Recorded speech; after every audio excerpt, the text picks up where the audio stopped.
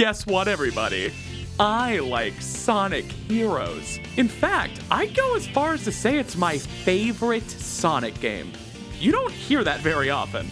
Most people think Sonic Heroes is a bloated mess that glitches every 30 seconds and makes you play every level 4 times to get the real ending. And while all of that's true, I do still think Heroes is my easiest Sonic game to just pick up and play for hours on end. I should stress though, I'm mostly talking about Team Sonic's story. The other teams definitely have their moments, but they pale in comparison to the pacing of Sonic's levels. I recently finished a 100% playthrough of the game, which in Sonic Heroes involves beating every mission with an A rank. It's not just the main campaign either. Every team has special B missions for each level, so you could really say the game requires you to play every level 8 times if you want the final reward.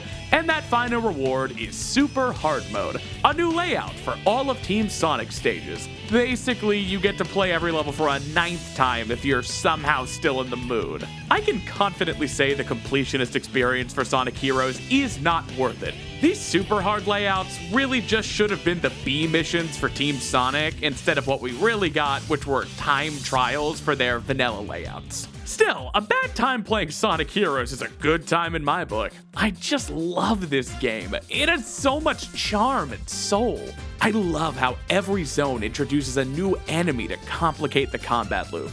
I love the janky pinball level, Frog Forest, even Rail Canyon when its central mechanic decides to work properly. Listen, back in my day, we just kinda had to cope with games that barely worked. You kids complain about games releasing in broken states today, but at least they get patched. Sonic Heroes hasn't even been re-released in the United States, let alone received any bug fixes. Why does Europe get a PS3 port of Sonic Heroes anyway? What makes them so special? Well, I looked into this, and apparently European PlayStation 3s did not have backwards compatibility. This forced Sony to re-release select PS2 games as digital downloads with the PS2 emulator built in. You know, with how buggy the PS2 version of Heroes already was, and with how spotty PS2 emulation was back in 2012, I'm not sure we're actually missing much here, but it's the principle of the matter. The rest of the world deserves Sonic Heroes Digital. Wait, it was released digitally in the Asian markets too in 2014? For God's sake, just put it on the Switch already. Just throw the widescreen hack on and I'll be happy. Whatever. I could go on and on about how great Heroes is. The soundtrack is phenomenal. The game's so colorful. It's the closest a 3D game has ever come to capturing that classic Sonic magic. And yes, I know about Sonic Superstars. But I'm not just here to review Sonic Heroes, no. I'm here to talk about something with way more mass appeal. The Sonic Heroes Manual. I've been building up my physical media library for the past year. It was kind of my goal for 2025. Some of these are my childhood copies of the games, but a lot of them needed new boxes or manuals. When I got my new manual for Sonic Heroes, I flipped through it for a minute, felt nostalgia, and realized, man, this looks like shit. The screenshots are so crunchy and monotone, it's impossible to see what's happening in the game. Not only that, but the manual's just weird. I always remember thinking it was strange that Heroes saw it fit to finally give the characters canon ages. I guess Sonic being 15 feels about right for the Dreamcast era, but Tails being 8 was definitely a curveball.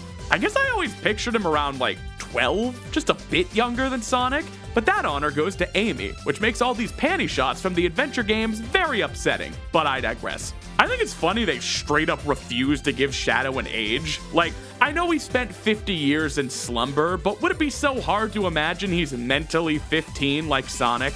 Then again, Maria was like a sister to him. How long did he spend on the Ark before it was shut down? When did Gerald finish making him? Wait a minute. Is Shadow like 2 years old? Maybe it was smart to leave his age ambiguous. Rouge is 17. Seriously, guys? When it's that close, just put 18, especially when she's supposed to be the sexy one. Are you trying to tell me the president hired a 17-year-old jewel thief to infiltrate the space colony Ark? I can suspend my disbelief to accept talking animals, but are there no labor laws in this world? Oh, sorry. She's a part-time government spy. She better not have worked more than 20 hours a week on the Ark, is all I'm saying. God, these bios are so painfully 2000s. Don't let his docile appearance deceive you. This cute twin-tailed fox is an absolute mecha maniac with skills rivaling those of Dr. Eggman. Humble about his abilities, he always does his best to help out Sonic, who sees him as something of a cute kid brother. Tails can spin his tails like a rotor blade, enabling him to fly. This is back when they still put tails in quotes, by the way, because his Christian name is Miles. The Japanese releases used to call him Miles all the time, which I always found interesting. Miles per hour is a much better complimentary name to Sonic, if I'm being honest. Tails and Knuckles are just naming them after their most prominent body parts. It's a good thing they ditched that naming scheme before they got to SBO and named him Horny. I love how Vector's bio goes out of its way to say he offers free detective services to the needy, like tracking down lost toys for kids. Maybe he could have helped Baby Rouge find those Master Emerald shards since she's 17! The most perplexing of all of these has to be Eggman's. As his name implies, Dr. Eggman is a doctor that looks like an egg. As well as having an unfeasibly high IQ of 300, Eggman is a romanticist, a feminist, and a self-professed gentleman. Sadly, his charms are often difficult to spot through the abominable laughter that accompanies his maniacal declarations of world domination. Sonic is always finding ways to stop his diabolical plots, but as with all great archenemies, Eggman now sees Sonic as more of a rival than a threat. This is just amazing. I don't think I've ever read a better character summary for Eggman. Well, where did they even come up with this? A romanticist? Like the 19th century art movement? A feminist? I'm getting strong Reddit vibes from self-professed gentlemen, but I guess I've never seen Eggman do anything misogynistic. I actually had this manual as a kid and just straight up accepted it as fact that Eggman was a feminist. I mean, why would they go to the trouble of writing this about his character if it wasn't meant to reveal new information about his character? If Eggman isn't a feminist, my entire life has been a lie. But thankfully, he is. It's right there in the manual. You can read it. But now that I think about it, I wonder what the official Japanese manual says. Well, here it is. I can't read this. Should have thought of that. Secondly, the Sonic Heroes manual is way better in Japan. Look at all this color, the graphic design. It's all so charming. You can actually tell what's happening in the game screenshots. This is pretty common, unfortunately. For some reason, American releases of Japanese games just always got shafted in the manual department. Look at all this text in the character sections. Their ages might not be listed, but they all get their own pages of information. Gosh, imagine what hilarious things like the feminist line must be hiding here from English-speaking audiences. I need these translated. Lucky for us, you never need to do anything on the internet because somebody's already done it for you. Except this video. I checked. Nobody's blown the Sonic Heroes manual wide open for some reason. Anyway, Lost in Localization is an amazing website that documents oddities of the localization process. This article, written by Anthony, documents Eggman's bio from the Sonic Heroes manual by name. The world is beautiful. Let's take a look then. What does the Japanese manual say about Eggman's feminism? An evil genius who, as his name suggests, has an egg-like body. This super genius, who takes pride in his IQ of 300, is an authority in the field of robotics. Despite being a so-called evil genius scientist, he has a fundamentally childish personality. At any rate, he loves world domination. Although he's failed many times in the past, the scale of each world domination campaign he comes up with is grander than the last. Sonic, who's always a thorn in Eggman's side, is truly his eternal rival. Nevertheless, it seems that deep down, there's a part of him that thinks of Sonic without hatred. There's even a diligent side to Eggman that makes sure to send formal challenges to Sonic.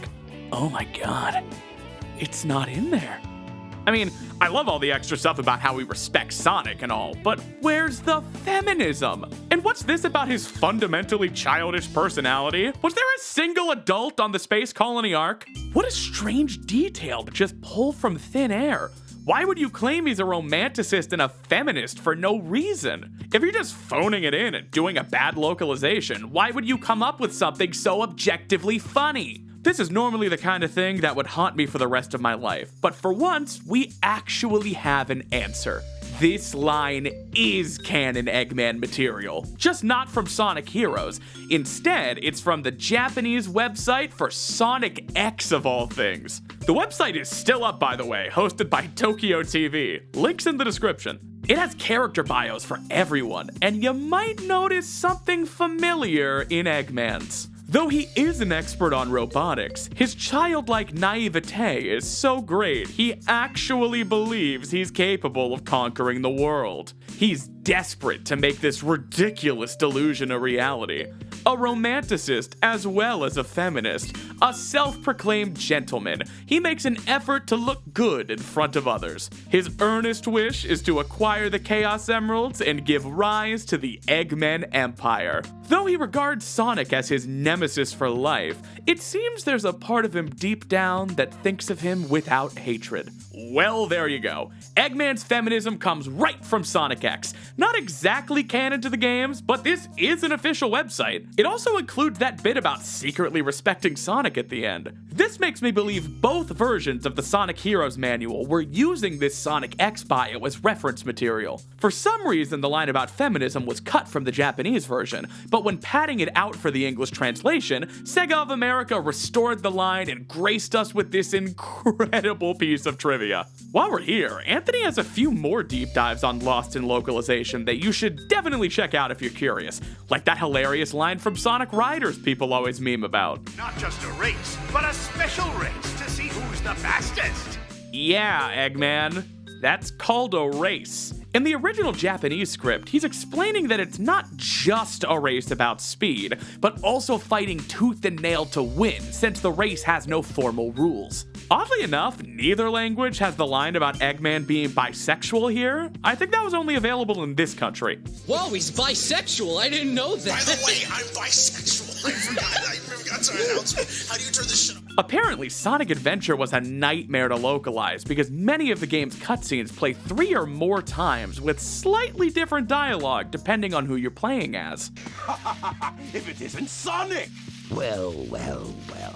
If it isn't Sonic and Tails. Because of this, each scene had to be carefully translated and localized 3 times, which triples the likelihood of honest mistakes. For some reason, they even created alternate versions of certain lines that are identical in the Japanese script. In Tails' story, after Eggman steals the Chaos Emeralds from Sonic and Knuckles, Eggman says, You are so easily tricked.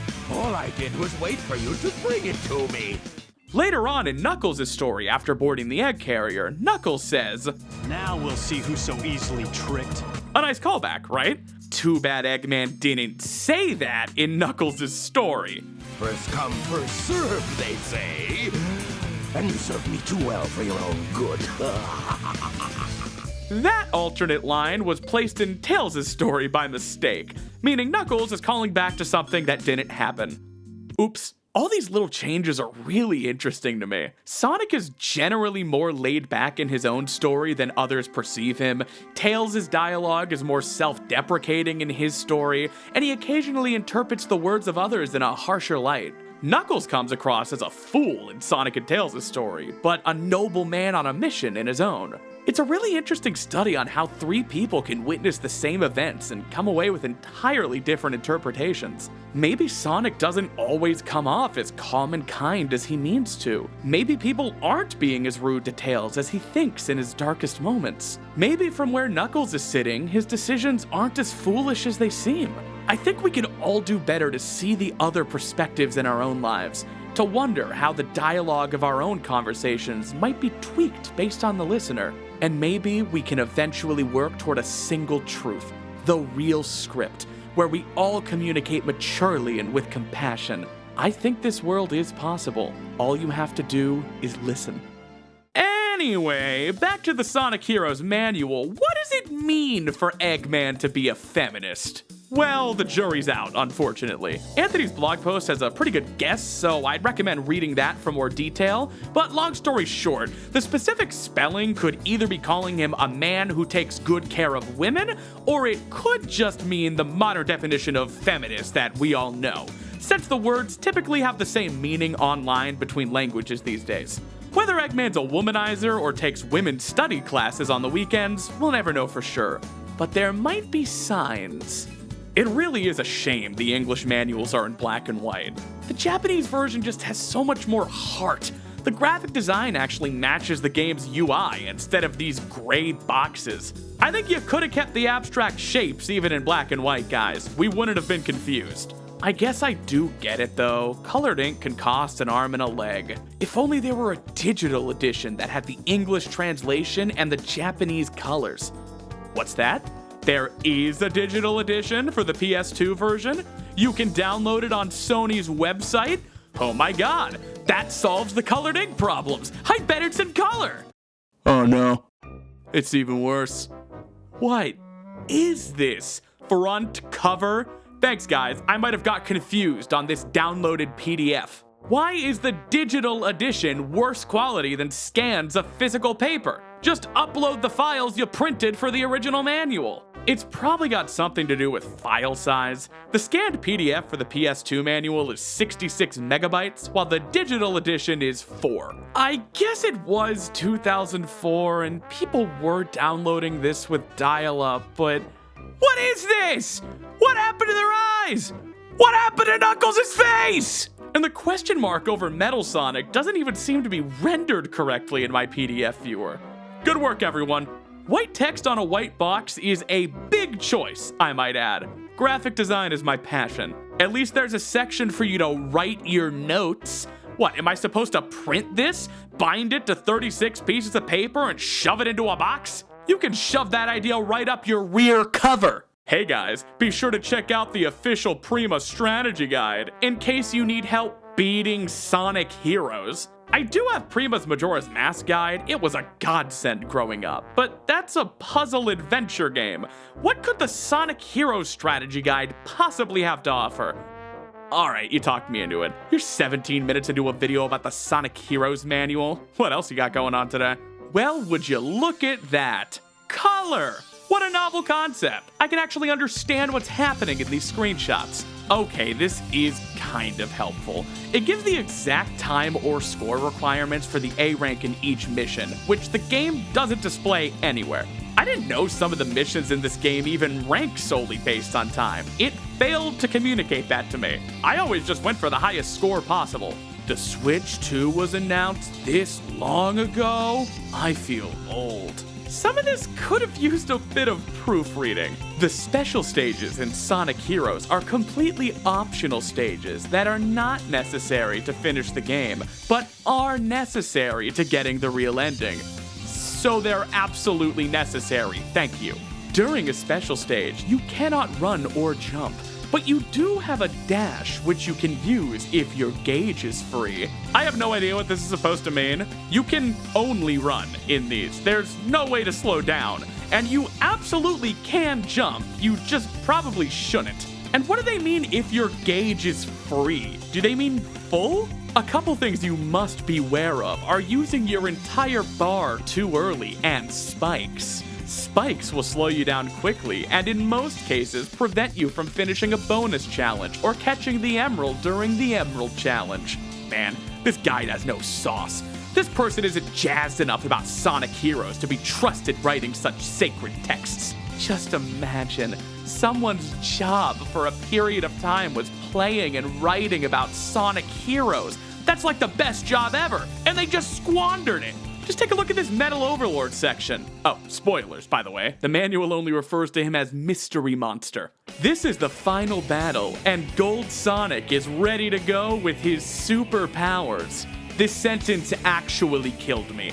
Gold Sonic? They capitalized the G. It's a proper noun. Gold Sonic. So how do I beat Mystery Monster? Use supersonic power, of course.